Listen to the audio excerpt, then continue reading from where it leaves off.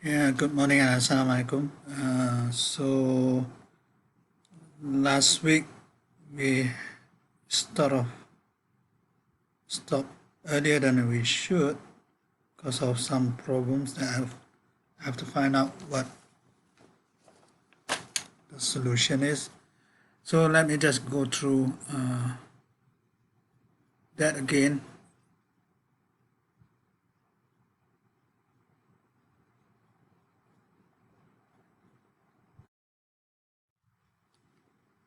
Okay, I think we've come to the part of looking at properties of spherical harmonics.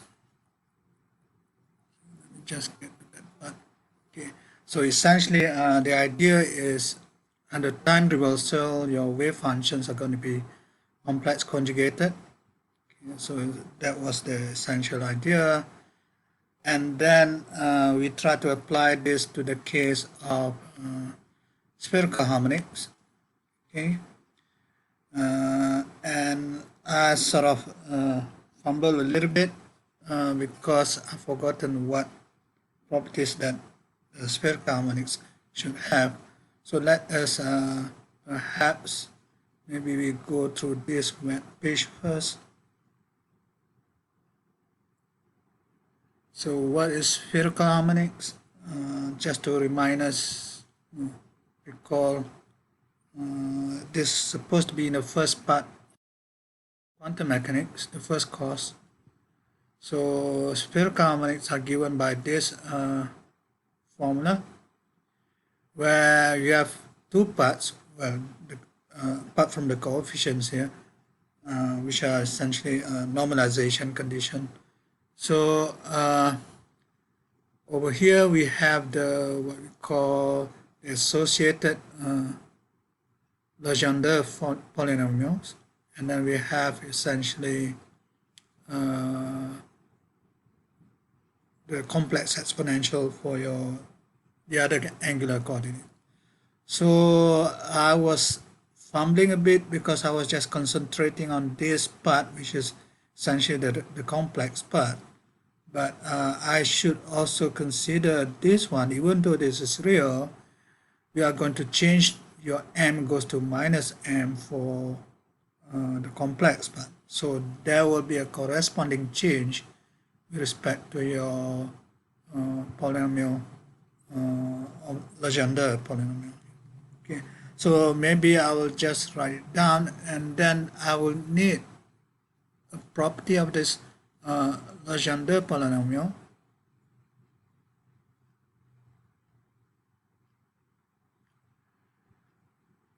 which is defined as that. Okay, but remember what we need is going to be something which is related to the case of m equals to minus m. Okay, and we need property. Okay, so this is essentially the thing that I've forgotten to include in my previous consideration. Okay, so let me just go to the whiteboard and see how we do this. So essentially, okay, let's down the spherical harmonics. Oops, something's happening. Okay, spherical harmonics.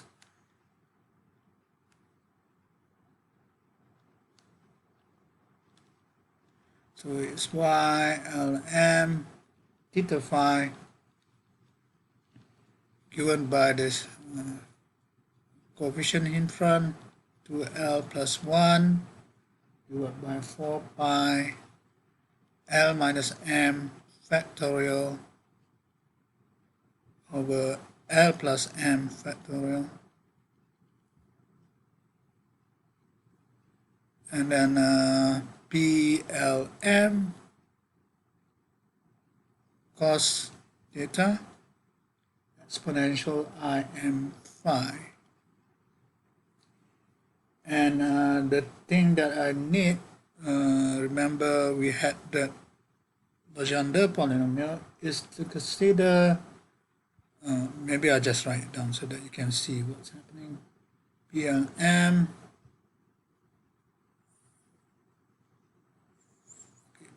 just write this as x first. It's supposed to be cos theta there.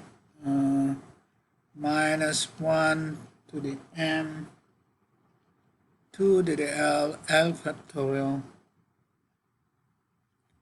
1 minus x squared m over 2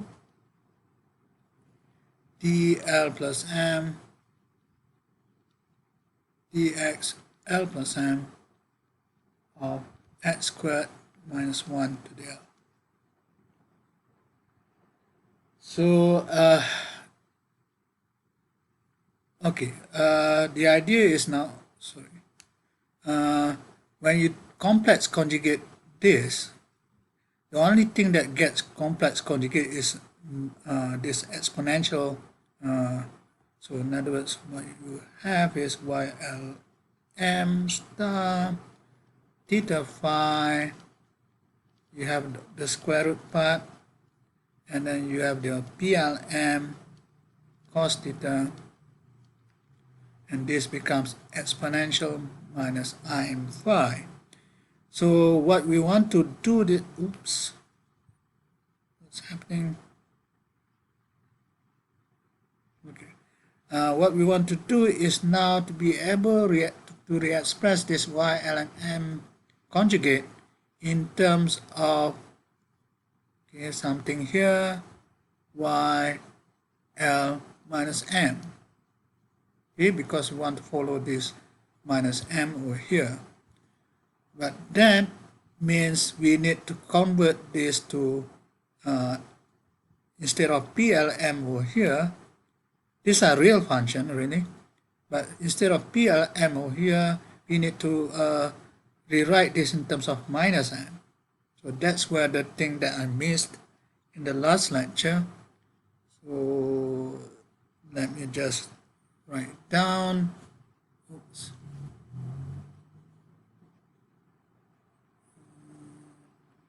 Oh, I need to push this thing up. Sorry.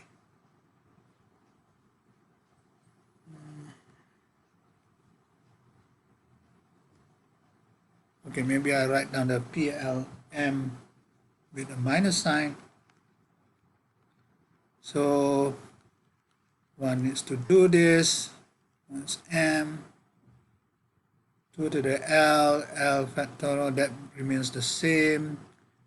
This is 1 minus x squared minus m over 2, and then this is supposed to be dl minus m dx l minus m x squared minus 1 to the l. So you can see there's a difference here, and essentially you can get this is a lower derivative, this is the higher derivative. So there will be a way of expressing the lower derivative in terms of the higher derivative. So I'll just write it down without showing you.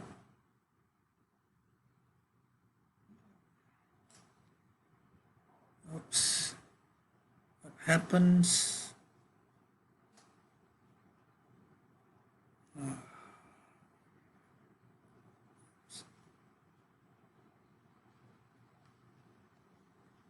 I'm having difficulty with this step. Oh dear.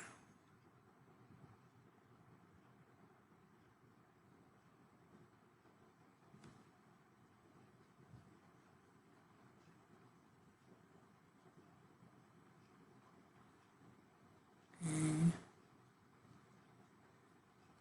Push this thing up.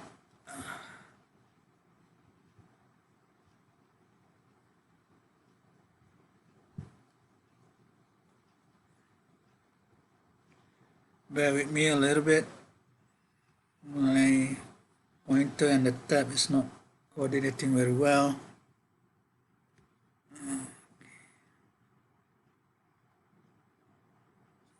Let me just this a little bit.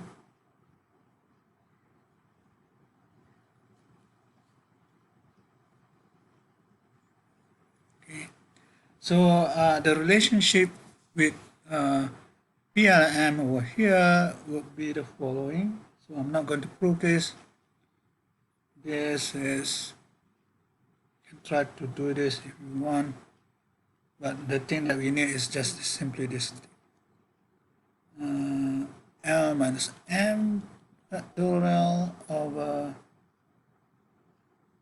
L plus m factorial PLM x.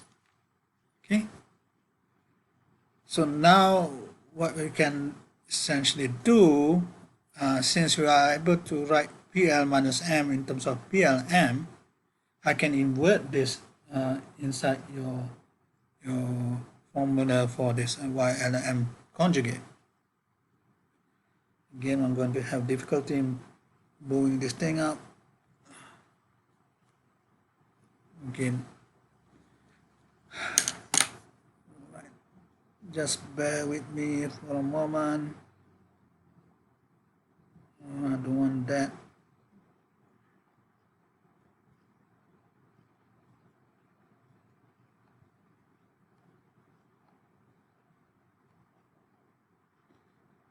Oh dear.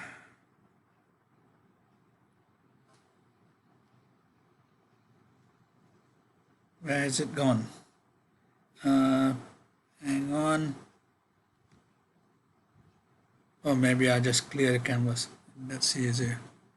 So clear canvas.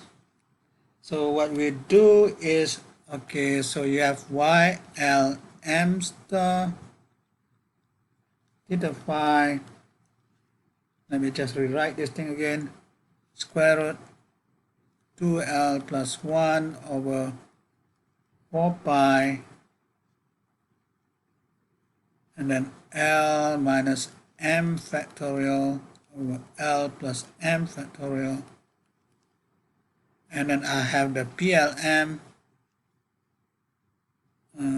cos theta there times the exponent, which is minus Im phi. But now we want to make sure that, why is this happening? We want to make sure that this is going to be changed to PL minus m. Okay, so let's do that. From the formula that we just saw just now, this is given by the following: L plus m factorial divided by L minus m factorial. The relationship between PLM and PL minus m. Okay. Really, okay. Remember previous, never mind. Let me just do this first, and then I'll explain why. So square root 2L plus 1 over 4 pi L minus m factorial L plus m factorial, and then it's PL minus m now, cos theta exponential minus Im. Okay, so now this will be almost in the right form of YL minus m. But over here you can see that this factor is multiplying this factor. Remember that previously it was the relationship was actually between PL minus m with PLM. So we invert that. So in other words, previously that was having L minus m factorial on top becomes L minus m factorial at the bottom, and the one at the bottom becomes on top. Okay, because we use the inverse relationship. So now this will cancel off with this one, the square root. Okay, and also this one, and essentially you get that. Still have that 2L plus 1 there, 4 pi,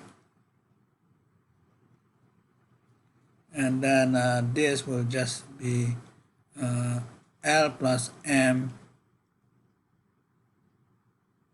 factorial divided by see, L minus m factorial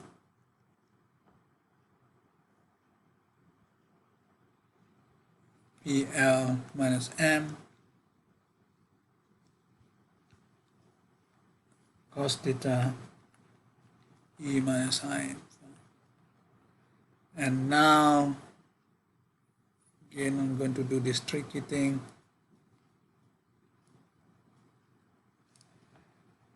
This is essentially minus 1 m y l minus m.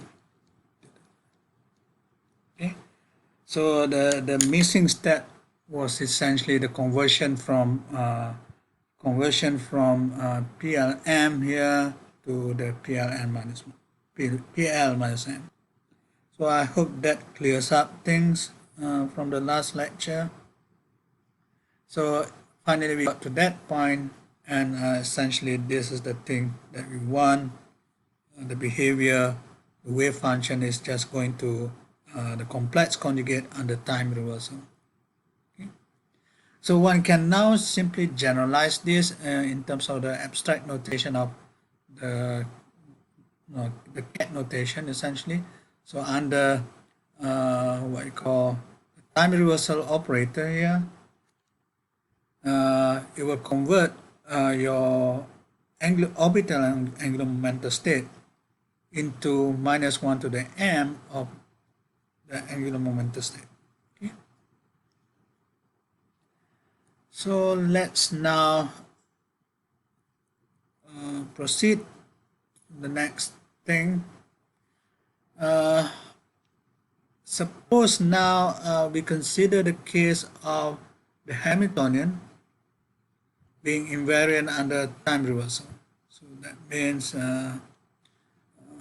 we'll see that your H is going to commute with your operator theta. Okay? And let's assume another thing for which your energy eigencat is actually non-degenerate. So here is the energy eigencat. Maybe I didn't write down the eigenvalue here.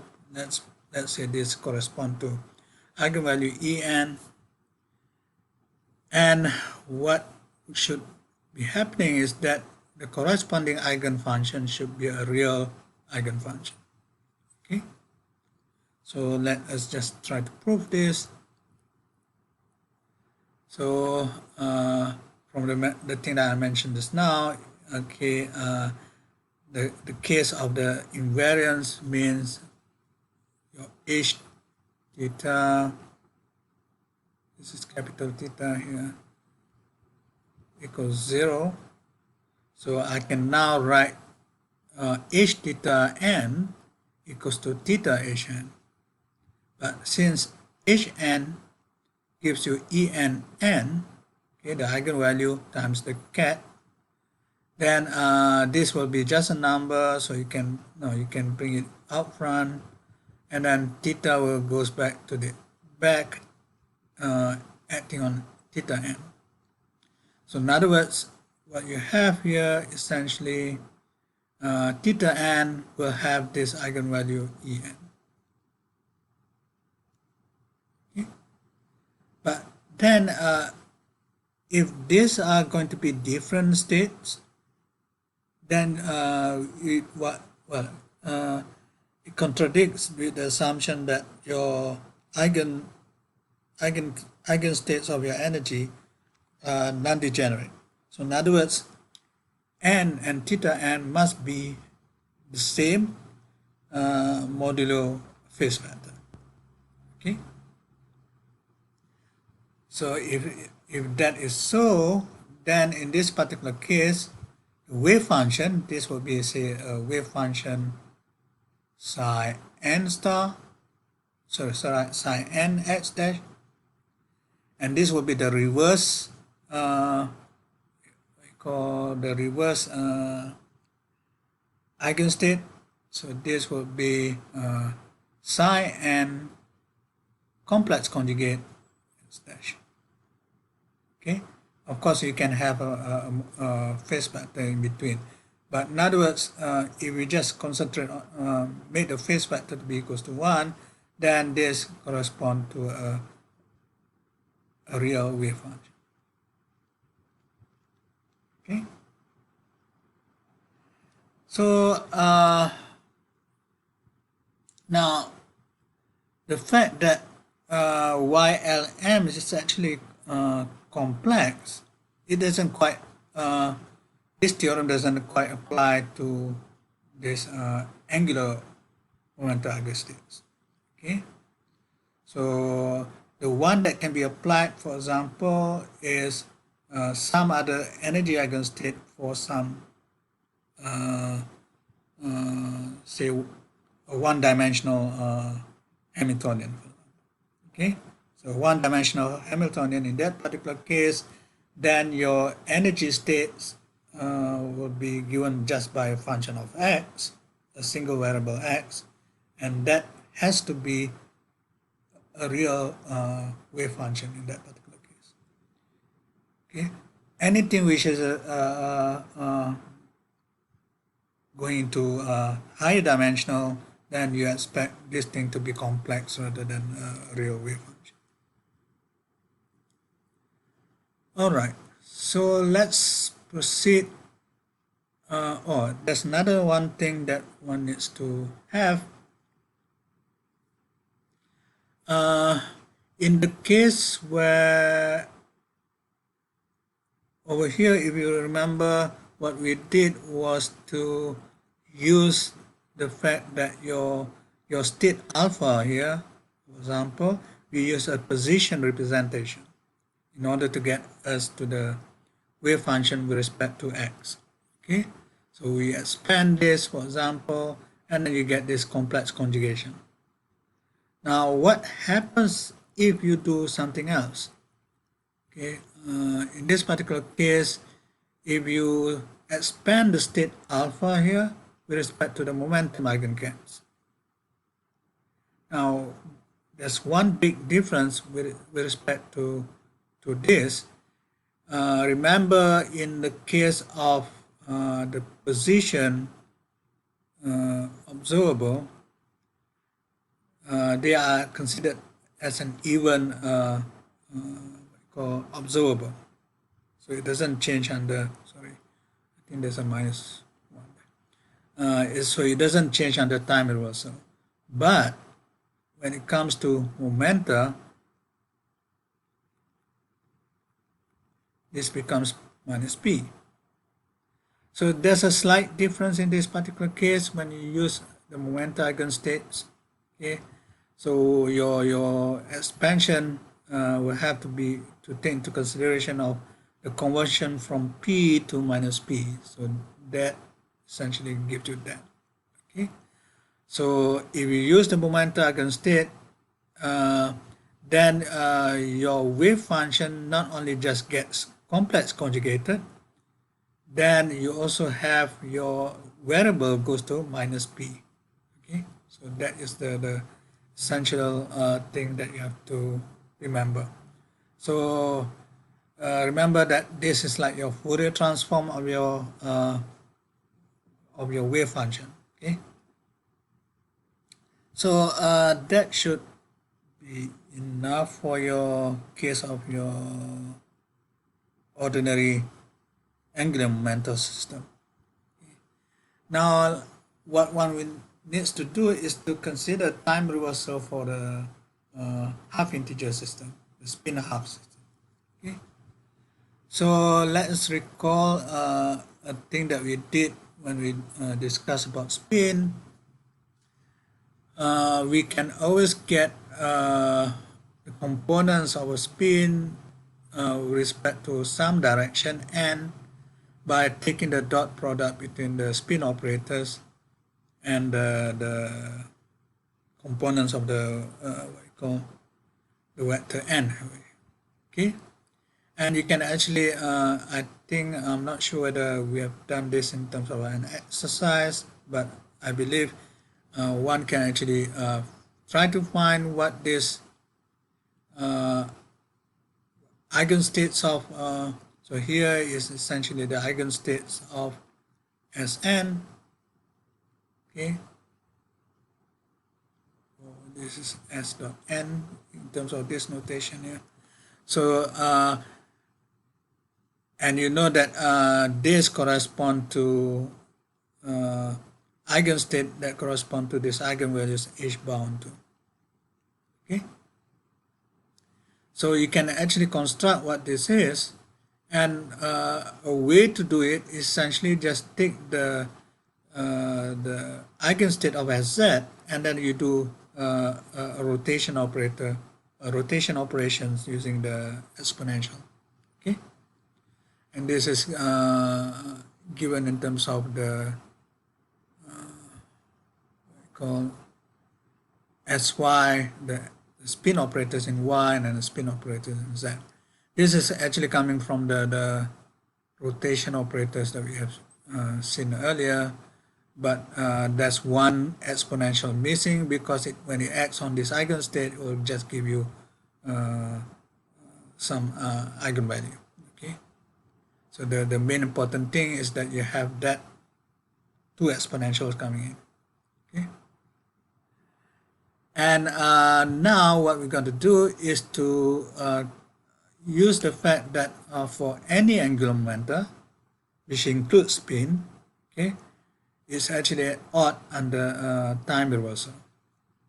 Okay, so in other words, what we can actually try to do is that if you consider the case of this state, which corresponds to the eigenvalue of plus h bar on 2, and do a time reversal, okay, it will actually convert to the case of the state which is having the negative eigenvalue.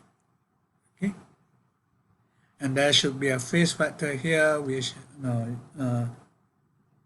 can actually use as a the phase factor is always there. Okay, let me just go down. Okay. So in other words, if you invert this, then sorry, not you don't want to invert this. This is the relationship going from a plus to n minus. Okay, and this has to be equals to that time reverse state. Okay, so in other words, what happens if you try to compare these two equations? Okay, so you just plug this thing in into here, then you'll be able to write down, oops, what happens?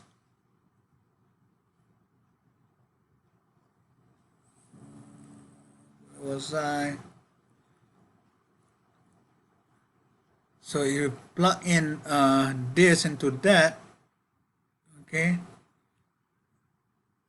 Why am I? Okay.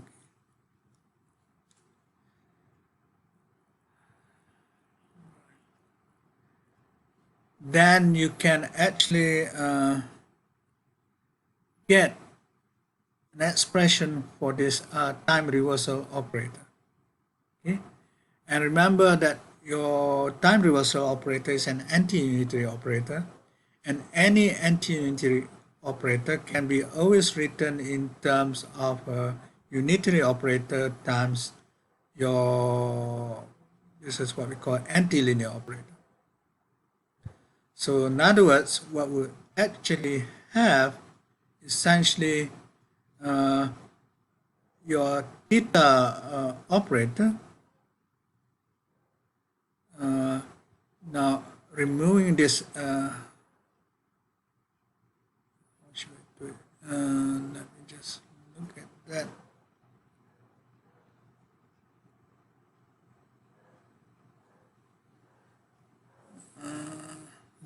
Let me just try to do this. So I'm going to plug this thing in. So this will be equals to eta exponential minus I s, sorry, exponential minus I alpha sz on h bar,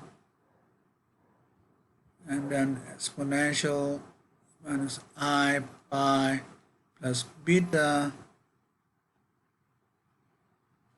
sy on h bar, and then I have a plus. So and then for this one, it's theta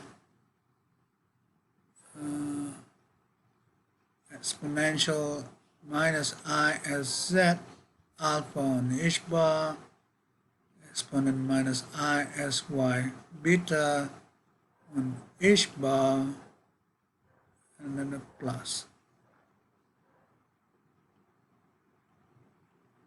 Okay, so this has to be equals to that, so I can multiply the inverse of that on the other side.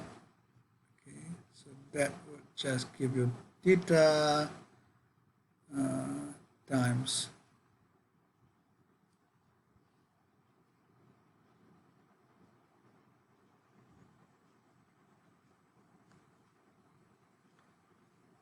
what is this? Theta. Okay, maybe I'll just write down everything. Oh,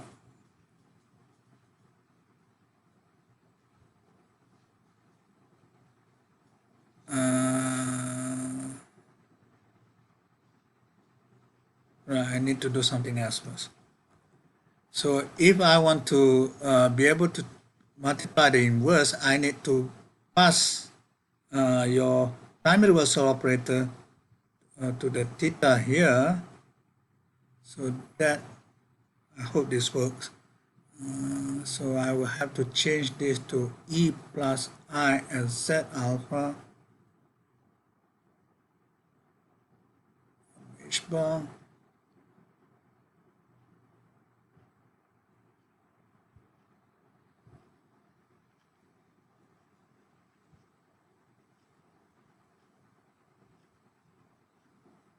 and this is E plus I s y beta on h bar, and then theta times plus is just plus.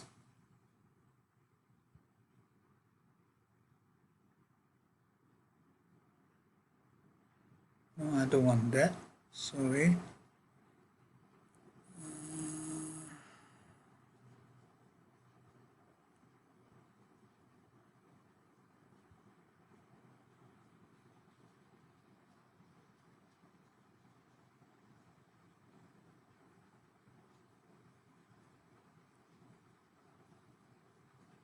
Let's see, just give me a minute.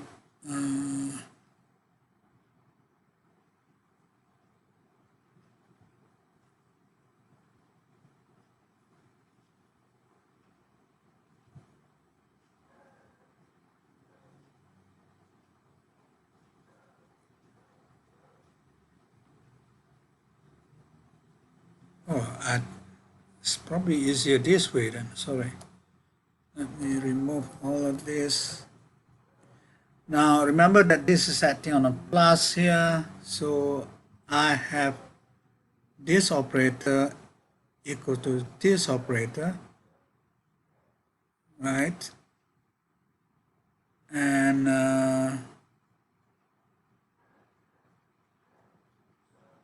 so I can have the following: theta E minus I z alpha on h bar, E minus I s y beta on h bar equals to eta E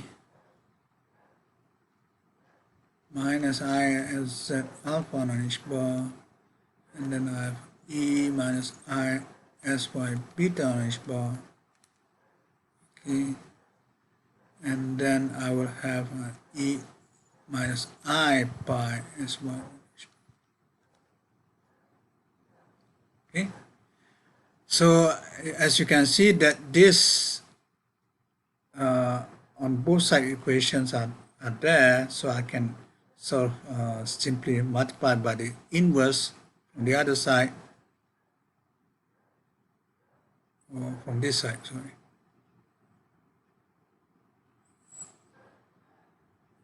Then I have problems with that. Okay, I've not really thought about this properly, but the idea is now this will get somehow cancelled. Okay. Then you'll be able to find that your theta operator will be reduced to this. Okay.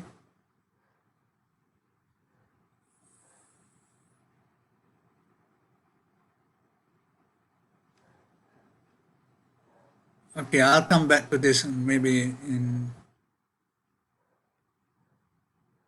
the lecture next time probably, just to make sure that I get this thing sorted out.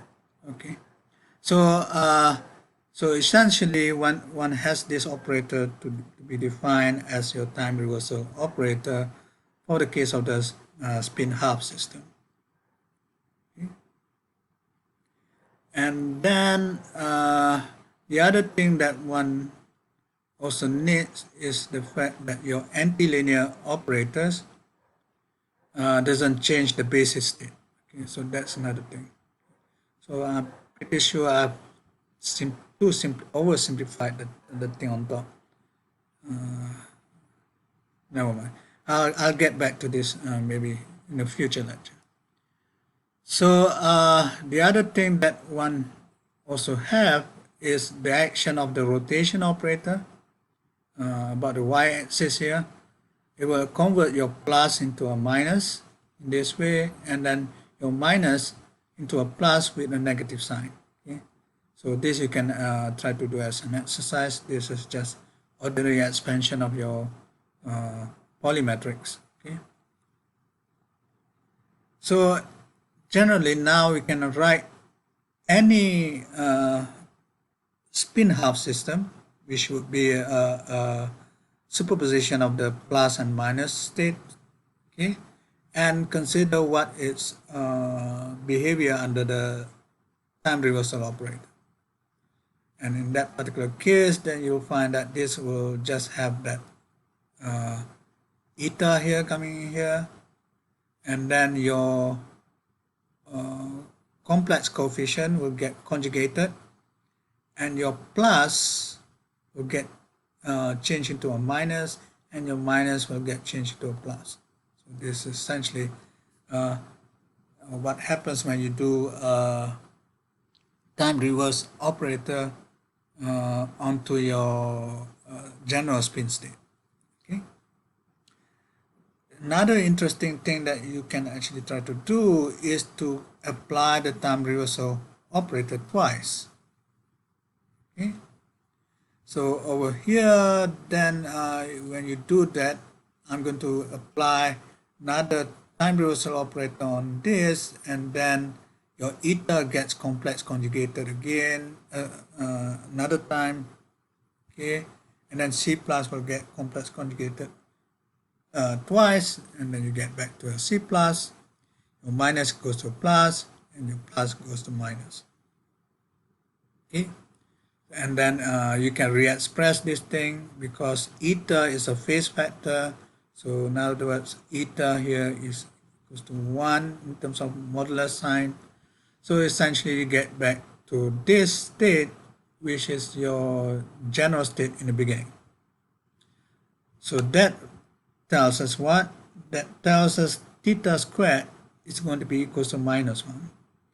Now this is in contrast that what we have seen earlier for the case of the spinless state with the orbital angular momentum, for example. Okay? Your theta squared in that particular case is plus 1. So that is essentially the difference with the case of the spin system and the orbital angular momentum.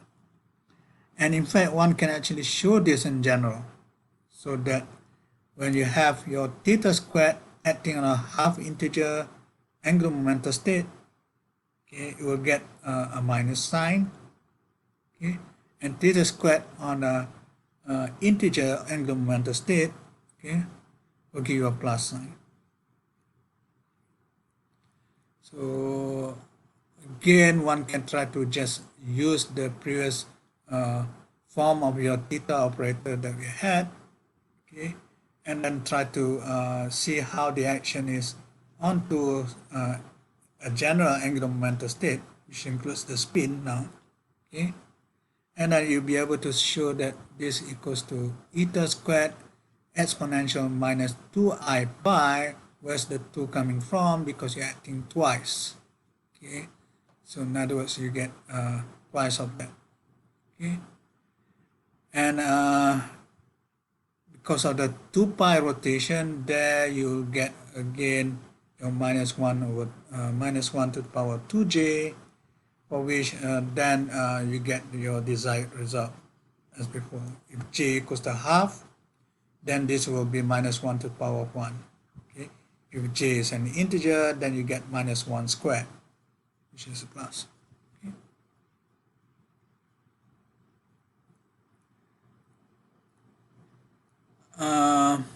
Another thing that we had earlier for the orbital angular momentum state is we had the relationship between your Lm state with the L minus m state, the one that we've seen for the case of your spherical harmonics. So you have this factor of minus 1 to the n. Okay. So what's happening in some literature, you'll find that this is being generalized to all angular momentum state, not just the orbital angular momentum state. So in other words, they use this convention regardless whether J is L or S. Okay? So that can be sort of reconciled with the results above about this thing. Okay? If you use, for example, theta Jm, its relationship with J minus m is given by I to the power of 2 to I to the power of 2n. Okay, and that will actually solve the problem, because then you'll find that your I squared over here will turn into a minus 1. Okay, so that should be the case for the time reversal operator for spin half system. Now we want to sort of make connections with other topics of angular momenta. So one of the things that we had earlier was to think of your observables going to be, in terms of, say, in terms of expectation value under time reversal operation. We had something like this. So if this is a plus, then we say your A is even under time reversal, and A is when you have a minus sign, then your A is considered odd under time reversal. So now we can think of, okay, your alpha could be just your so this is in general. Okay, you can include, for example, the case of the angular momentum state. Okay, so your alpha over here might be some other quantum number, then this will correspond to this. But now remember that for your angular momenta, your state will turn into your time reverse state will turn into a minus m. Okay, so there you have this condition for the angular momentum state and for the expectation value of the observable A and the angular momentum states. Okay, so one of the things that one should worry about is, okay, your A here could be a tensor operator. Okay, so tensor operator, which tells us previously we talked about a spherical tensor, for example, okay, where you have the rank to be k, but you have components q here. And if you have something like this, then let's suppose this is actually alpha j dash m dash t q k alpha jm. One of the things that we know that this is going to vanish if your m dash is not equals to q plus m. Okay, so this is only non-zero if this is true. Okay, so these are going to be important to us. Okay, and then the other thing that we also find out from Wigner-Eckart theorem, okay, this kind of matrix element will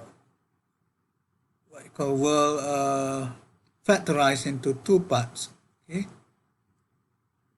factored into two parts. Factored into two parts. One which is your Clebsch-Gordon coefficient, okay, and then another part is a matrix, another matrix element, but independent of your M components. Okay, so this is essentially the gist of your Wigner-Eckart theorem. Okay, so we'll forget about the Clebsch-Gordon coefficient for the moment.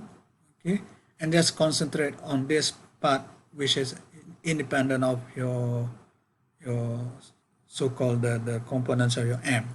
Okay, in this case, your Q, we shall now restrict it to the case of Q equals 0. Okay, why? Because what you want is essentially, if you look at this, for example, if this is equals to M, okay, and this is M, then the only way that this M here and this M here to be equal is to have Q to be 0. Okay, so we want to now consider the case. This is, remember, with respect to time reverse expectation value. So now we'll be able to relate to the case of the spherical tensor with the time reverse operator sort of conjugating the tensor operator, and this must be equals to a plus minus case of the component of the tensor operator. Okay, so in other words, what we will have over here, we're going to have the following, okay, for your expectation values of your tensor operator. So, but now, if you look at this, this is actually minus m due to the reversal of your components here. One can relate back to the case of the plus m by using a rotation operator. So you just rotate it about the y-axis with the angle pi, sorry. And then the other thing that one needs is when you do conjugation with respect to the rotation operators over here, then you get all this linear combination of the rotated components, okay? And one could re-express this. One could re-express this for the case of the zero component there in terms of this, okay? Where you have the, remember that it's going to be summing over all possible Q values. So here you have your Q equals 0 here, so you just get a phase factor here, but you're going to get all these non-zero Q components. But what's going to happen with that is that when it gets sandwiched between these two quantities, okay, remember now we have already changed your minus m to plus m over here, and then this will be instead of this one will be sandwiched by that, and that will essentially give you this relationship, because all this part will give a vanishing contribution. Why is that? It's because of that relationship again, which is your m dash must be equals to q plus m. Okay. So finally we get to this particular point where your zero component of your rank K spherical tensor must obey this what you call relationship for your expectation value. Okay, which is quite nice because you can conclude a few things about that. Take, for example, the position what you call observable x. Okay, you know this is a vector operator. So this is, in other words, is a tensor operator of rank 1.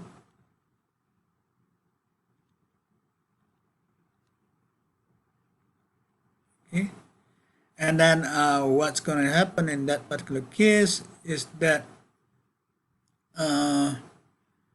this will be minus 1 to the power of 1.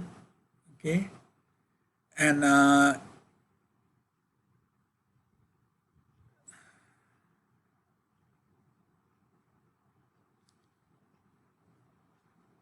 okay, I need another thing, sorry.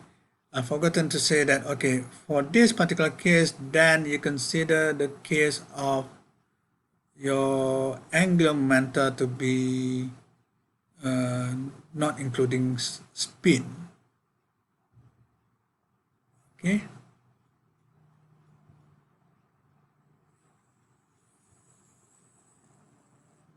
Think about this.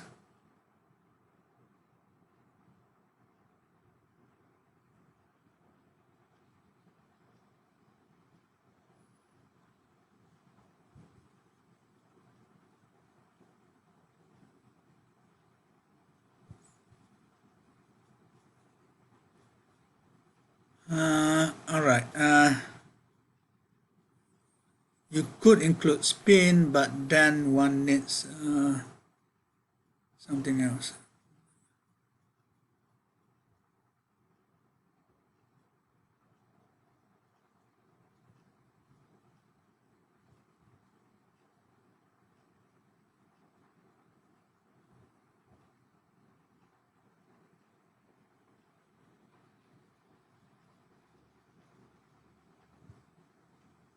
Because I wouldn't want to have that minus sign there. So that's the thing.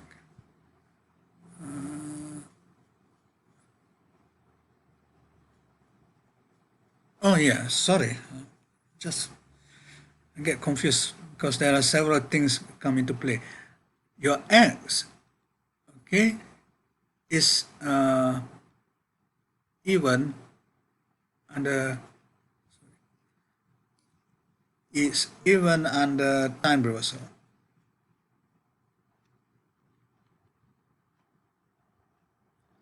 So in other words, the one that applies here is the only the upper sign. Okay, so that makes sense. So now k is equals to 1, so I get minus 1 to the power 1, so I get a minus sign over here. So this thing equals to minus of itself. That will actually tells us, okay, that your expectation value of x, okay, is going to be equal to 0. There was an earlier result for this, which is actually correspond to parity eigenstate, and that is very specific because you need your states over here have to be parity eigenstates, okay.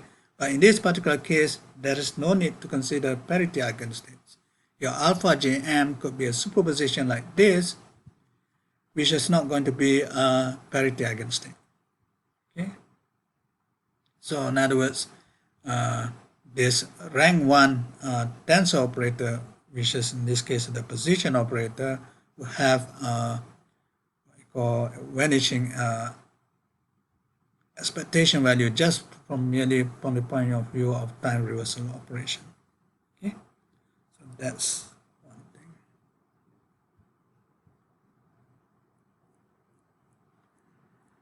Okay, let's consider next is the case where your particle are going to be interacting with a particular field.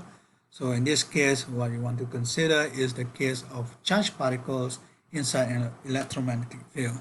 Okay, so let's consider first the case of static electric field. Okay, so here what happens in this particular case, you have your potential uh, Vx equals to the charge times the electrostatic potential. Okay, and your electrostatic potential given in real wave, sorry, not wave function, real function. It's a potential just like your Coulomb potential thing. Okay, and one also have that in this particular case, that time reversal of this part of the Hamiltonian will give you commutator 0. But however, usually when you have something, some operator here, u h equals to 0, this leads to a conservation law. Okay, but in this particular case, it's not going to be so, because what happens, your theta over here will not commute with your evolution operator. Okay, so there's something you will not be able to write down as a commutator instead. Instead, you have actually an anti-commutator in some sense. So so in that particular case, it does not lead to a conservation law, but it does lead to what we call a phase restriction. Okay, so let's consider your previous case of your energy eigengets n, and you see that if this is going to be true, then your theta n will be also an energy eigenket with the same eigenvalue. Okay, but now we want to make sure that, okay, in order for it to be so,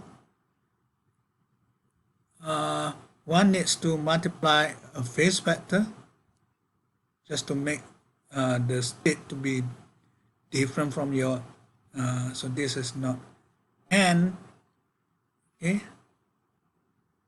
But if you consider this, for example, meaning it's a state which is just, your time reverse state is just the same state with some phase vector, what will happen when you consider theta squared? Okay, so in this particular case, you'll see that if you apply theta squared, if you have this, you apply theta squared, then you will find that your theta squared n will be just n. Okay,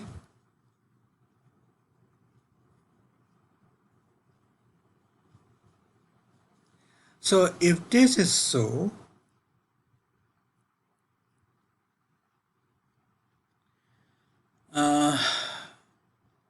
we have a problem. This is okay if the system that you're looking at is essentially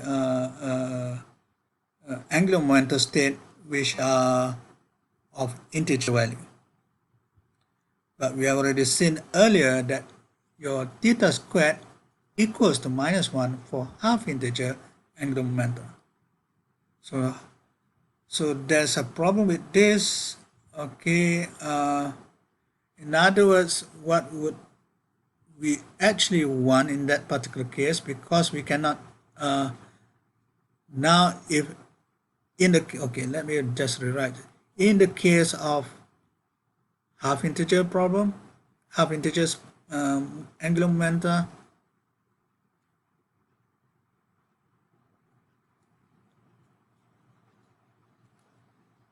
one cannot really write your theta n equals to ei delta n. So you can't do this. So the only way we can reconcile this is to make theta n equals n. But if you do this, that means you have two different states corresponding to the same energy. Okay. So one is actually a time reverse state, and the other one is the ordinary state.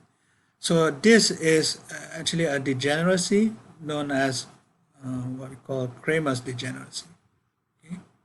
So in the case of where you have a system with odd number of electrons, okay, in an electric field, you will have a twofold degeneracy for this type of system due to this problem. This tells us time reverse state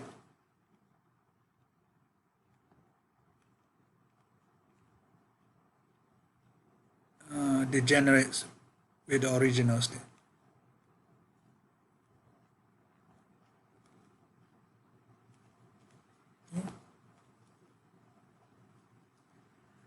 Right. Think, okay. The final part, okay, just now we did only for the case of electric field, the electrostatic field. Now, one can also consider the case of magnetic field, but here we consider magnetic field as an external field. So there's a difference with respect to this idea. If we consider an external field, meaning this is put by hand into the Hamiltonian, okay, and the Hamiltonian will contain terms like this. Okay, your spin will interact with the magnetic field through the spin magnetic moment, for example. And then you also have this kind of interaction. We probably will learn this probably much later. But you have this idea of linear momenta interacting with your gauge field,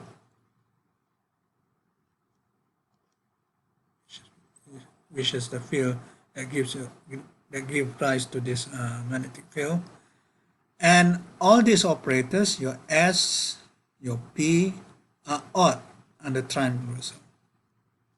Okay? So in this particular case, when it's odd under time reversal, then you will not be able to write, no, you can't have this.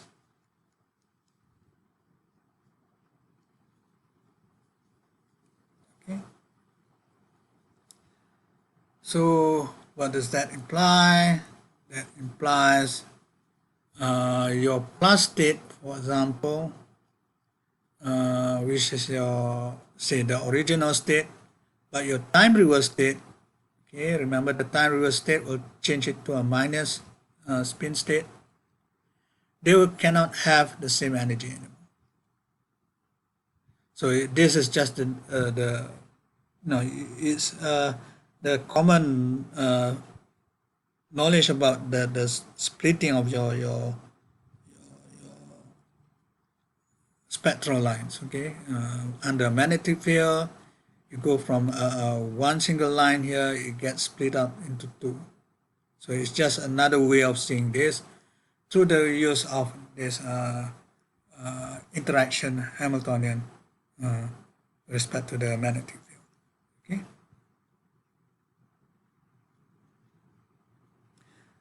So I think this is the explanation about what does it mean by external here.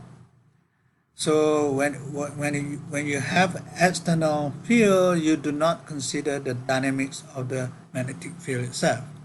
So the problem is essentially under time reversal, you also get this condition to hold. But since your B was considered as an external field, you don't actually consider this. Okay. So I think this is the end of this particular lecture. And I'm still doing the notes. I'm still considering a few things, few options for the next lecture. Okay, the next lecture is supposed to be on methods. Okay. Now, in the past, I jumped straight into perturbation theory. Okay. But given the fact that I've not introduced WKB approximation, the first course, I'm still considering whether I should have this. Okay, and this one is actually covered inside your other book. This is not Sakurai's book, but this is the other book, the thick one, which is handled under semi-classical approximation. Okay, so I'm still considering whether I want to do this or not. Okay, but we're definitely going to do perturbation theory. Okay, so I think I will stop here today because I don't have these notes ready yet. So Doctor, yeah, just to ask, will this course cover time-dependent perturbation theory? it should be. I think in Sakurai, I think they have one small section, but oh, you're asking about time independent. Dependent, doctor. Time dependent. Time dependent is going to be slightly more difficult. Okay, so I think no, given if we have enough time, then we'll cover. Okay, because there is a section in Sakurai. Okay, but now my consideration is whether I want to include WKB or not. Okay, did you learn WKB in the first course? I don't think so, doctor. Okay. But it's come up in my readings. WKB is just no. Let me just go through a little bit so that you can see what's happening over here. So normally what we do in the first course, we are just concentrating on your, apart from harmonic oscillator, okay, we are concentrating on potential which are piecewise constant. Okay, the next step, okay, and then we jump for some reason we jump into a harmonic oscillator which is a quadratic. Okay, there is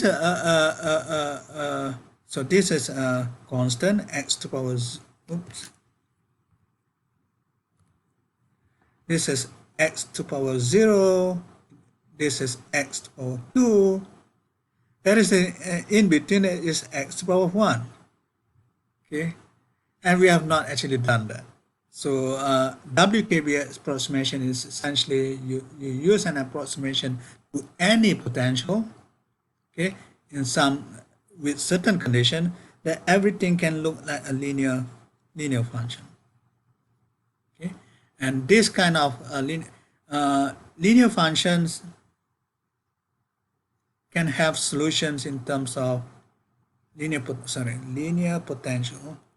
Linear potential can have your Schrodinger solution to be in terms of airy functions. So if your potential is just simply linear, we already have a solution for it.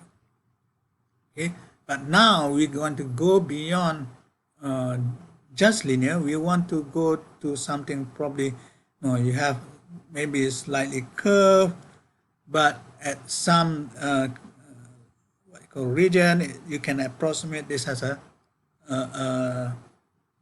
linear function. So that is essentially the idea of WKB approximation. Okay, so I've yet to decide whether I want to do this or not. If possible, I want to do this course to include direct equation, but I do not know. If I do everything here, then I probably have to miss out WKB approximation. Okay. So I have to think a little bit. Okay. All right. So let me just get the attendance.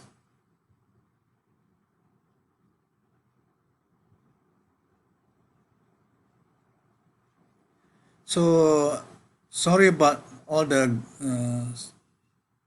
Sometimes I don't have everything inside my head. I need to work them out.